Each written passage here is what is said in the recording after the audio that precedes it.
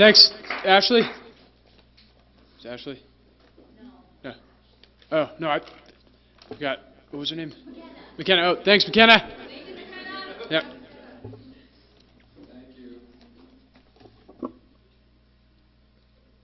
Tonight, our main speaker is Tom. Help me welcome Tom.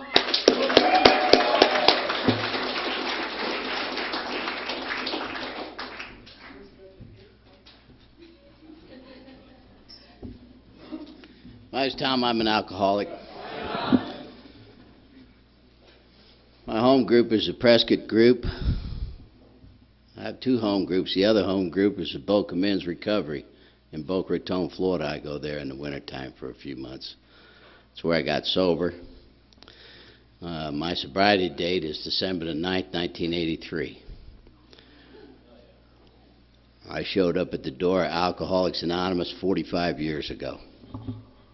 I was 21 years old when I got here. I'll be 67 in a few weeks.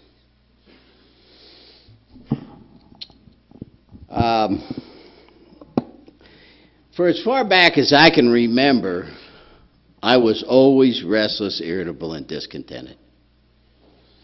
I never wanted to be who I was or where I was or doing what I was doing. I always wanted to be somebody else and be someplace else and doing something else. I was never satisfied until I found a bottle of wine in the woods when I was 13 years old. A big old bottle of Dago red wine, you know, the glass bottle with the straw all around it, you know, and it was the middle of the winter time, and I'm from Illinois, and it was so cold, there was ice chips in that wine. I can still remember the ice chips melting in my throat as the wine went down. And all I could think was, I better hurry up and drink this wine before the kid who stole it comes around and wants it, you know. So I sucked that whole bottle down, and I fell in love. I no longer felt restless, irritable, and discontented. For the first time in my life, I felt like everything was all right with me and with the world.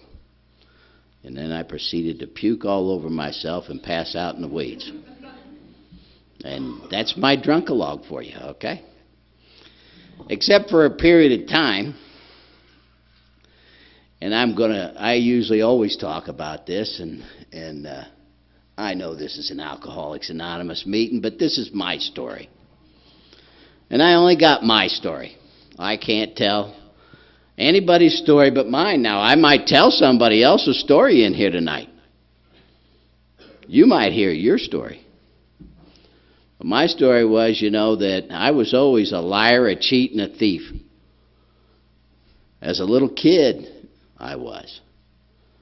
As a little kid, I always ran with the wrong guys. My father used to say, you know what? Those guys, you'll never bring them up to your level. They'll never do nothing but pull you down to theirs. And he was right. But those were the guys I was comfortable with. They were the guys known as hoodlums. Or when my boys grew up, told me one day, you know what, Dad? You were OG. And I said, well, what's that, old gold cigarettes or something? And they said, no, you were original gangster, Dad. I says, yeah, if you think so, you know. What I really was a snot-nosed punk. That's what I really was. A snot-nosed punk who hated authority. You know, I had no use for schoolwork. I had no use for sports, you know. You know, and the reason why I had no use for either of those things is because I wasn't good enough to be perfect. If I struck out and you smiled, I might hit you with the bat. I didn't play well with children. I didn't play well at all. I was always angry. Always. And I don't know what, but, you know, my life has always been full of rage and anger. You know, but I found people that I fit with. Those people ran the street. And from the time I was in the 5th grade, I was running the street. So when I found that bottle of wine, you see, us guys, we had a fort built in the woods. And we started, I told those guys, I says, man, this drinking was great. So we started robbing booze. And everybody came to us. We were the guys to get the stuff from. And that getting the stuff from, transferred in my life. Especially when the 60s came along, in the mid-60s, and people started turning on. And all my buddies started turning on. And my buddies, they said to me, oh, well, you got to get high, man. No, leave that booze alone. That ain't cool. Puking and falling down. You ain't cool around the girls and stuff. Smoke some pot. Drop some acid, man. Turn on. And I said, oh, no, I heard about that smoking dope. You'll turn into a heroin addict. And they said, oh, you're crazy, man. You're not going to turn into a heroin addict. Now, I was starting to feel uncomfortable because it was just me and one other guy that were drinking. And I was losing my peer group, who I meant so much to me from the time I was in the 5th grade, that I says, okay, let's get high. And we went all over town. We couldn't find any pot. And my buddy says, I was really disappointed. He says, I got some mescaline. I said, give me that. Let's get high, Then we found some pot and tripped and smoked dope all night. So we went from robbing beer trucks to robbing the drug warehouse. And it was easy in those days because the people, they didn't lock stuff up in those days. They used to just be on the shelf in the McKesson Robbins drug warehouse, and we'd sneak through the window and with a gunny sack and fill it full of bottles of 1,000 Tuinols and Secanols and Amitols and White Crosses and Black Beauties and Dexedrines. And we just wanted to sell the shit, for weed and acid. My buddy's buddy, his brother, came back from Vietnam in 1968. He was on the Battle of Quezon. He told me, he says, my brother come back, got a big white China habit, China white habit, and he liked this stuff. He's shooting reds all day and drinking beer all day. So we took him some Tuinols. In those days, before the drug companies got wise to it, you could take a barbiturate and put it into a spoon and just put cold water in it, You didn't have to cook it. Why the drug companies got wise to that and started putting a gelling agent in it. So you couldn't do that. I saw him pull that up through the cotton from a cigarette and bang it. And I saw how fast he got messed up, because I was all about getting messed up fast. He said, you want to try it? And I said, yeah. I was 17 when I started shooting dope. I sat around and I listened to him tell the wonderful stories of Vietnam and the drug life, in the Marines. And so as soon as I turned 18, I joined the Army. Not because I was a patriot, but because I was a dope fiend. And I found that drug life in the Army. And I pursued that. And I was always one of those guys that had the stuff. I was always one of those guys that was in a gang. I was always one of those guys that was a dealer. A dealer was what I was for years. They wanted to put me in the penitentiary. They wanted to put us all in the penitentiary. But the Vietnam War started coming to an end, and they just started throwing us out for being dope fiends. Let's get rid of all the juicers and the dope fiends and start a volunteer army, get rid of the draftees too. And so I came back on a plane with 150 other junkies. But first I had to go through detox. But before I could go through detox, I had to get rid of the Hep C that I had. We didn't know it was Hep C in those days. 45 years it's been in me. Just now the VA is getting ready to give me the medication and get rid of it. Now, after being sober for 35 years, they discover my liver's just like as if I've been drinking for 35 years. I'm about to have cirrhosis if I don't get rid of it. I went through the detox, and after 3 months of being locked up in the hospital, they put me out in Miami VA. And I went to work construction. They told me, don't drink. I was clean off of shooting dope, and they said, don't drink. Your liver's hurt, you know. If you drink, that's going to make it worse. That didn't last too long. You know, I started smoking dope. I worked construction my whole life. And I started listening to those guys, you know, talking about the fun they were having in the bar every night, and I was lonely. I have nobody to hang with. I was 21. I said, I'm going to start drinking, so I started drinking. And I took to blackouts real quick. One night, I was out at the VA, or out at the VFW, at a dance with a buddy of mine. We both had our own bottles of vodka. And the last thing I can remember before I went into blackout was us beating the hell out of each other, rolling around outside the dance. And when I came out of the blackout, I was in a hospital, and I was laying on a gurney in that hospital, and my face was hurting really bad. My face was hurting really bad, and I got up, you know, I saw my clothes laying on the chair there, and the only thought was in my mind was, I got to get out of here. And I got up, you know, and I looked at my face. There was a sink and a mirror there, and my nose was split open, and my face was all black and blue. And I put my clothes on, you know, and I'm trying to sneak out of that hospital when the nurses grabbed me. 2 nurses grabbed me. They said, where are you going? I said, I'm leaving. I don't have any money to pay you people. They said, well, you can't go. I said, what are you talking about? You can't stop me. I'm getting out of here. Oh, they said, oh, no. The state police are out in the lobby. They want you. Want me? What do they want me for? Do you ever get that look from people when you say something to them like that? Like, the hell's wrong with you? You don't know? Don't know? Don't know what? You don't know that you hit a carload of people?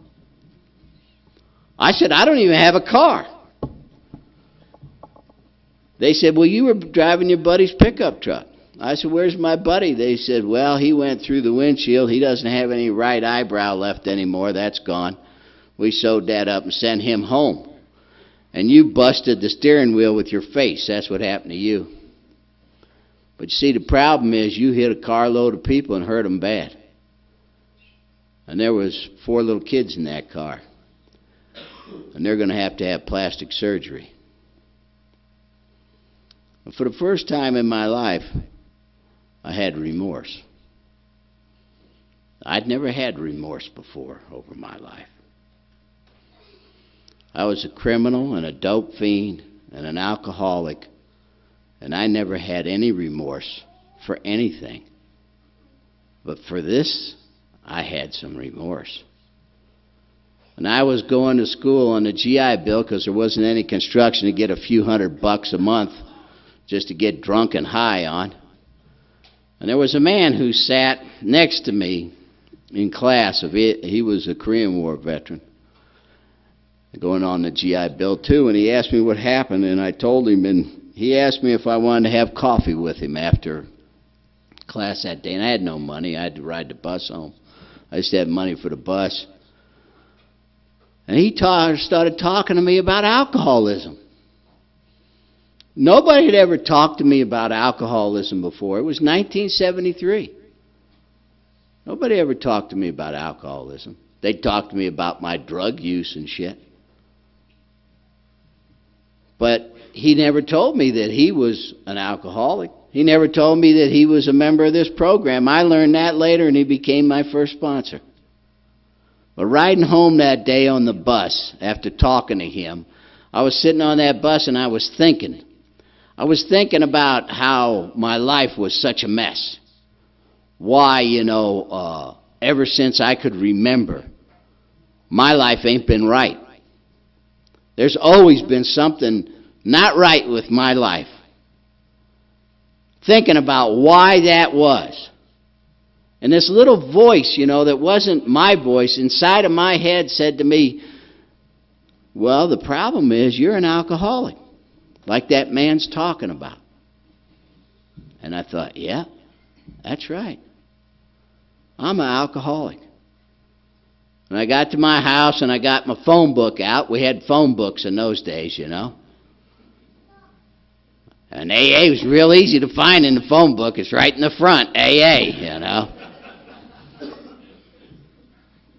And I called AA Intergroup, and they said, there's a meeting right down the street from your house.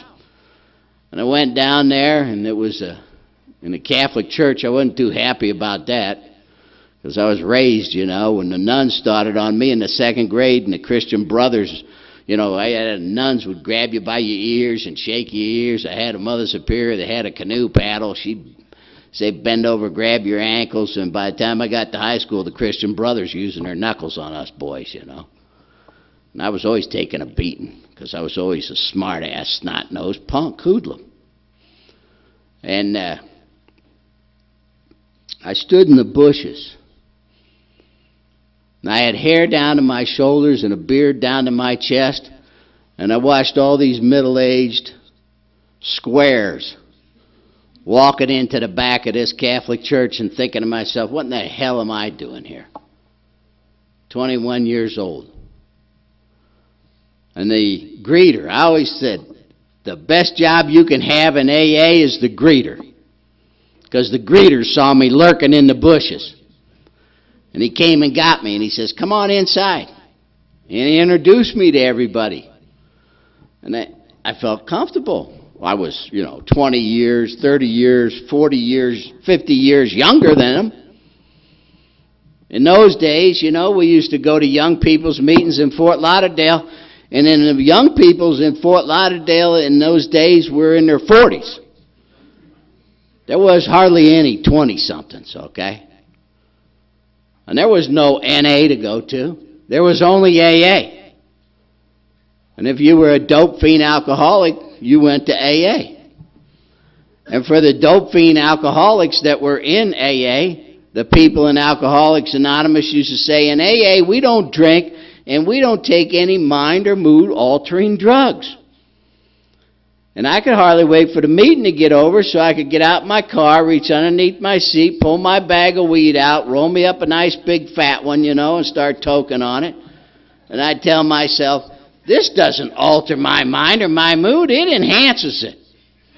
This is a mind and mood enhancing drug. Those people don't know what they're talking about in AA. And I come in here and I look up there at those steps, and I see, okay, yeah, I got a problem with alcohol. And I had a problem with shooting dope. Well, if I don't shoot dope and I don't drink alcohol, I don't have no problem. Case closed.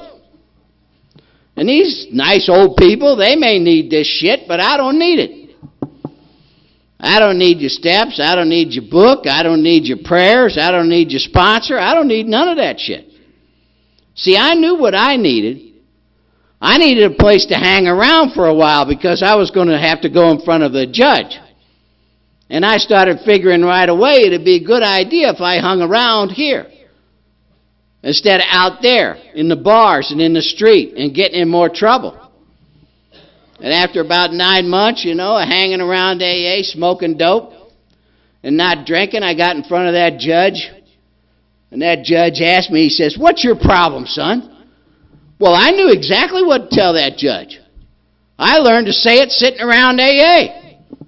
I'm an alcoholic, Your Honor. Now, you want me to tell you I'm an alcoholic? I'll tell you whatever you want to hear.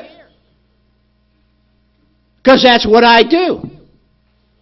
I'm a user and an abuser of drugs and alcohol and people, places, and things. I'm a liar, a cheat, and a thief. And if you want me to say I'm an alcoholic so I can use you, that's exactly what I'm going to do. I said, but if you give me a break, I'll sign those cards. I'll go to AA meetings. I'll do whatever you want me to do. And that judge, he did the worst thing he could have done. He gave me that damn break. Because you see, I ain't the kind of guy you can give a break to. I'm a dope fiend. And I'm going to dope fiend you. And I'm going to use that. And that set me up for the next 10 years just hanging around AA. And every time I got in a jackpot, I'm going to run back to AA. Run back here so I can get the judge off my back, get my parents off my back, get the law off my back, so I can get a place to live back, so I can get a car back, so I can get a driver's license back, so I can get a job back, so I can get a girlfriend back, so I can get back everything. That's once I got it all back, screw this. Once I got out of the jackpot, I go right back where I want. Right back to that life. Because I didn't want this life. This life wasn't nothing for me. I was different. I wasn't like you. A man told me in AA one night, he said, you know what your problem is, Tom? Because you know, people in AA love to tell you about what your problem is. They got the same problem you got. I said, no, what's my problem? He says, your problem is you think you're unique. I said, well, I don't see how that's a problem, you know. How's that a problem, being unique? I think that's pretty cool, you know. I mean, that's why my whole body's tattooed. So I can be different than you. I don't want to be the same as you. He said, yeah, but you got terminal uniqueness. It's killing you. You got terminal uniqueness. You think you're so special. You know, and what happened to me was I lost the ability to stop. I could always stop when I was in those jackpots. And the periods of time that I spent out there, they got shorter because I went to the bottom faster. And the periods of time that I could spend in here, they got shorter too, because it's hard to sit in here and be so full of shit. You know you're full of shit. You know you ain't wanting to do this. You're just doing it just the same reason I'm doing it. Get your shit back. That's all you're concerned with. And you can't stand it. You can't stand to be clean and sober and not changing, not doing anything different. And the obsession always there in your head all the time, talking to you about when's the next time going to be, what's it going to feel like, where you going to get it from, who you going to do it with, the thinking about it. I always had that. All the years around AA, I had that. That never left just because I stopped. It was always there in the back of my head that the next time was coming. And then I couldn't stop. And now my great idea to try to control the terrible blackouts I'm having is just keep shooting cocaine. I could drink all I want if I had enough coke to shoot.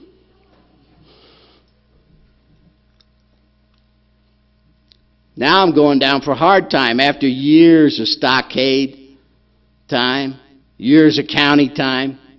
I'm going down for hard time. And I'd sit in the rooms of Alcoholics Anonymous and I'd tell those people in there, I'm not drinking anymore. I'm through. I'm done. I'm never touching another drop. I ain't smoking dope. I ain't doing anything. I ain't doing nothing. I'm going to be completely clean and sober. And when I sat in those meetings and I said that, I meant that. I believed that. I believed it. I get up from those AA meetings, I walk right down the street and hear music coming out of a bar and tell myself, I'm just going in here listening to music. I'm just going to listen to the music, you know, because I'm lonely. And I don't want to hang around them assholes from AA telling me how I ought to do in my life. I don't need them telling me what to do. I know how to run my life. I don't need nobody telling me how to run my life. I'd go in that bar and say, I'm just going to drink a Coke, and I'd get in there and I'd sit down at that bar and look at myself in the mirror, because I love to sit at the bar and look at myself in the mirror. Get a Coke, you know. Start looking at all them different colored bottles on the other side of the bar. Then I get a thought. I'll bet you if I keep my eye on that clock, I won't take my eyes off of that clock. I don't care if a beautiful woman comes and sits down next to me. I ain't going to talk to her. I ain't going to talk to nobody. I'm just going to keep my eyes on that clock, and I'm going to make myself drink for an hour, and I won't go into a blackout and wake up in a jail cell of the weeds. And that's exactly where I'd end up. Do you know how insane that is? How many years I'd been telling myself that same shit? It's going to be different. And I'm sitting in a jail cell on attempted burglary charges in a blackout. I'm sobering up, and I'm sitting there and I'm thinking, why is my life so fucked up? Why can't I straighten myself out? Why? Why is it? And that little voice came back in the head. And it said, you know what your problem is, Tom? Your problem is you're crazy. That's what your problem is. And the reason you're crazy is because you think you know how to run your life. But you can't. But you believe that you can. And that's why you're insane. And I said, yep. That's the truth about me. The truth about me is not only am I powerless over alcohol, but that my life is unmanageable, which means my thinking doesn't work. It doesn't mean I get fucked up and get in trouble and thrown in jail. That's not what my life being unmanageable means. See, that's what I wanted it to believe. That's what I wanted it to mean. I want that first step to mean, oh, if I quit drinking and quit using drugs, now my life is manageable? My life's not manageable because my thinking doesn't work. Because I have alcoholism. I have a disease that centers in my mind. And it's a talking disease. And it talks to me. And you know what it tells me? It tells me I know how to run my life. And I know how to run your life. And I know the way life ought to run. And if everything would just be my way, I'm going to be happy. That's the disease of alcoholism. A mind-powered disease. Alcohol did not make me an alcoholic. Drugs didn't make me a drug addict. Alcohol and drugs is what the medication that I used for my alcoholism that I found in that bottle of wine when I was 13 years old. I'm a real alcoholic. That's what being a real alcoholic is all about. And if you don't think like me, maybe you're not a real alcoholic. Maybe you need to do some more drinking, some more drugging. Get yourself real deep down in it to figure it out. God bless you. God bless you. My life's still unmanageable, but it's not unmanaged. It's managed by a power greater than me through the rooms and the program of Alcoholics Anonymous. Thanks for letting me share.